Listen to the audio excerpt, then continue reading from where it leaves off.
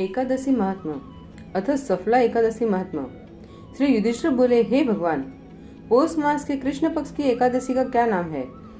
इस दिन कौन से देवता की पूजा व विधि क्या है, यह सब समझाइए। श्री कृष्ण भगवान बोले, हे राजन, मैं आपके प्रश्नों का उत्तर देता हूँ। दान देने वाले की अपेक्षा मैं व्रत करने वाले से प्रसन्न हूँ। अब आप इस एकादशी का महत्व सुनो। पौष माह के कृष्ण पक्ष की एकादशी का नाम सफला है। इस एकादशी के देवता नारायण है। इसका पूर्वोक्त विधि अनुसार व्रत करना चाहिए और नारायण की पूजा करनी चाहिए। जो मनुष्य एकादशी व्रत तथा मेरा पूजन करते हैं वे धन्य हैं। सफला नाम की एकादशी में मुझे ऋतु के अनुकूल फल अर्पण करे, अर्थात नारियल, नींबू, अनार, सुपारी आदि और धूप, दीप, पुष्प आदि से मेरी 16 प्रकार से पूजा करे। इस दिन दीपदान तथा रात्रि को जागरण करना चाहिए। इस एकादशी व्रत के समान यज्ञ, तीर्थ तथा दूसरा कोई भी व्रत नहीं है। मनुष्य को 5 सहस्त्र तपस्या करने से जो पुण्य मिलता है वह पुण्य भक्ति पूर्वक रात्रि जागरण सहित सफला एकादशी के व्रत करने से मिलता है। हे राजन, अब आप सफल एकादशी की कथा ध्यान पूर्वक सुनिए। चंपावती नगर में एक महिष्मान राजा राज्य करता था। उसके 4 पुत्र थे। इन पुत्रों में से बड़ा लुमाक राजा का पुत्र महापापी था।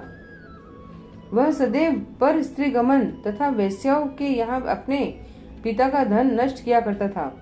वह देवता, ब्राह्मण, वैष्णव आदि की निंदा किया करता था। जब पिता को अपने बड़े पुत्र के बारे में समाचार ज्ञात हुए तब उसको अपने राज्य से निकाल दिया। जब लुम्पक सबके द्वारा त्याग दिया गया तब वह विचारने लगा कि अब मैं क्या करूं, कहाँ जाऊं। अंत में वह दिन में वन में रहने लगा और रात में अपने पिता की नगरी में चोरी तथा अन्य कुकर्म करने लगा। जिस वन में वह रहता था वह भगवान को अत्यंत प्रिय था। उस वन में एक बहुत पुराना पीपल का वृक्ष सब देवताओं का क्रीड़ा स्थल था।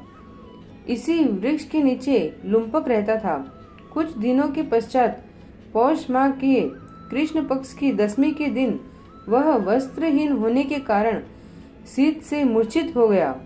रात्रि को न सो सका और उसके हाथ पैर अकड़ गए। उसे दिन वह रात्रि बड़ी कठिनाई से बीती, परंतु सूर्य नारायण के उदय होने पर भी उसकी मूर्छा न गई। सफला एकादशी के मध्याह्न तक वह दुराचारी मूर्छित ही पड़ा रहा। जब सूर्य की गर्मी से उसे होश आया तो वह अपने स्थान से उठकर वन से भोजन की खोज में चल पड़ा।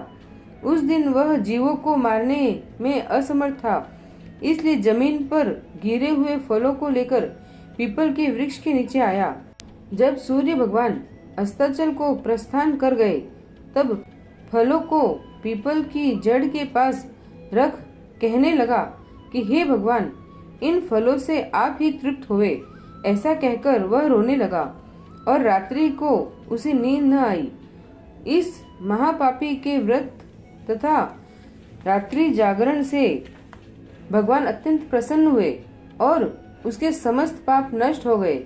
प्रातः ही एक दिव्य घोड़ा अनेकों सुंदर वस्तुओं से सजा उसके सामने आ खड़ा हो गया और आकाशवाणी हुई कि हे राजपुत्र, भगवान नारायण के प्रभाव से तेरे समस्त पाप नष्ट हो गए हैं। अब तू अपने पिता के पास जाकर राज्य प्राप्त कर।